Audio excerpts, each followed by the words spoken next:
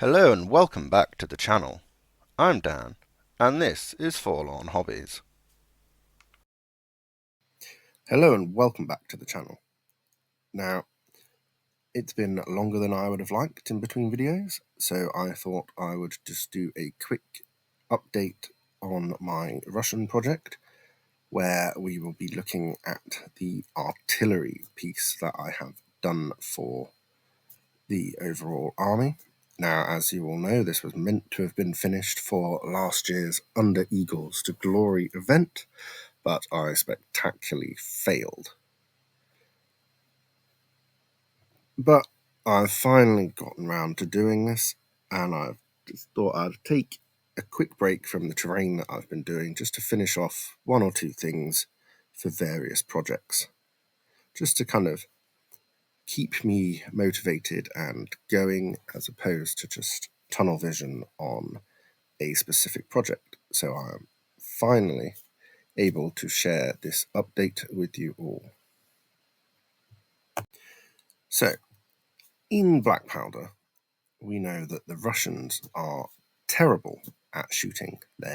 They have a special rule that the bayonet is mightier than the musket, or something along those lines, where they have a negative to shooting. But that is not the case for their artillery, as they were renowned for having very large batteries of really big guns. So when approaching this project, I didn't want to follow my normal kind of trend when doing artillery and base the guns individually. I wanted to have more of a scenic look to kind of emphasize the large scale of the batteries. So, kind of going through various thoughts, I thought in the end that the Russians were very defensive, especially in the 1812 campaign, and in the rules they also have the option to purchase earthwork defences to kind of resemble the redoubts that they made during these battles. I mean, Raevski's redoubt at Borodino is a fantastic example. Now, if you want to find out more about that, I suggest listening to Napoleonic Wargaming's deep dive into General Raevski, because it was a fascinating listen and very much the inspiration for this project. Now, when it came to kind of visualizing the project, I wanted to kind of make it quick, simple in terms of construction, so I could replicate it further down the line with other batteries.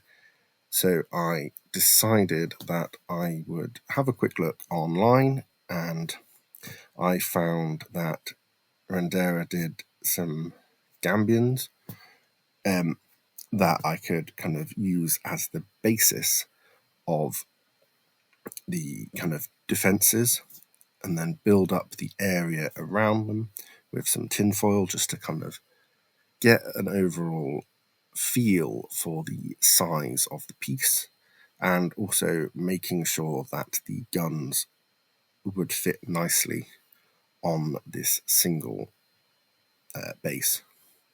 So after a little bit of planning and moving around, I was fairly happy with what I was doing, and then I decided to use some cheap household filler just to build up the earthworks textures before using some coffee stirrers to create a kind of wooden boarding in between the gambions on the kind of defensive side, just to give it a little bit more character.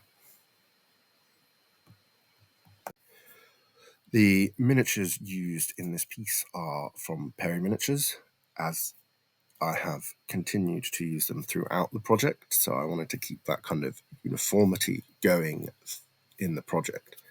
I used a couple of different sized guns just to add a bit of further character with their mixed batteries. I think I used a 20-pounder and a couple of 12-pounders. And I obviously painted the guns separately from the limbers just to kind of make sure I could enforce a kind of neatness. I was particularly happy with how the weathering on the brass turned out to kind of give it that kind of mid-action feel. And the infantry themselves, I painted the same as the rest of my Russians. So I cover that in more detail in the previous videos in this series.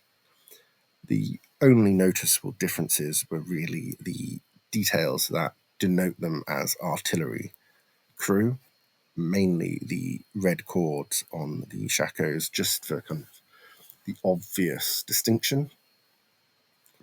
And once I had painted them and kind of configured them in a way that I was happy, I followed my traditional basing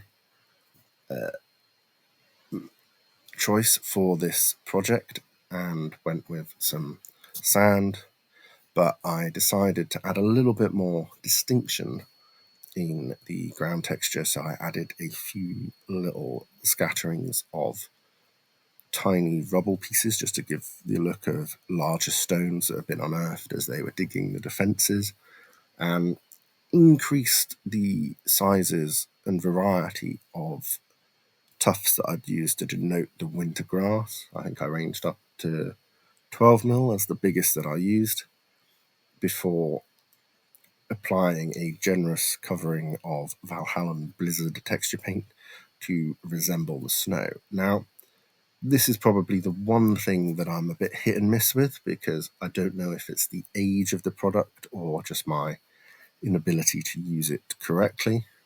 I feel like I'm improving, but I still think there is a large room for improvement in this application.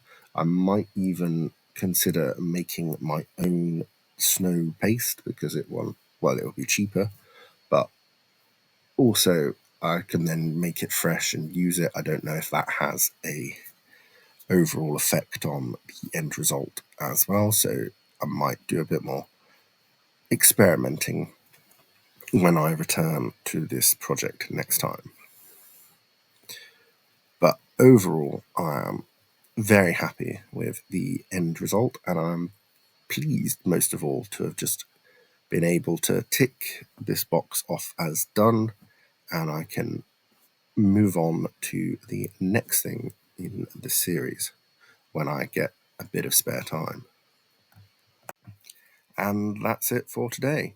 Now, coming up, I've decided that I'm kind of not having a fixed schedule, because I have a lot of day-to-day life commitments at the moment, but I am currently working away on some Prussian terrain. I'm looking at how to improve the War Bases MDF terrain in preparation for Under Eagles to Glory 3 in March, well, end of February, March. And I'm hoping to get the first video of that done at some point in the next couple of weeks. But I just want to focus on enjoying my hobby. I'm very much feeling terrain at the moment. So I don't want to rush it, and I'd rather have a journey video rather than lots of little updates just for the sake of having a video. Now, looking ahead, I've also been playing a lot of Kingdom Come Deliverance at the moment, so I'm very much in the mood for some medieval Bohemian plans.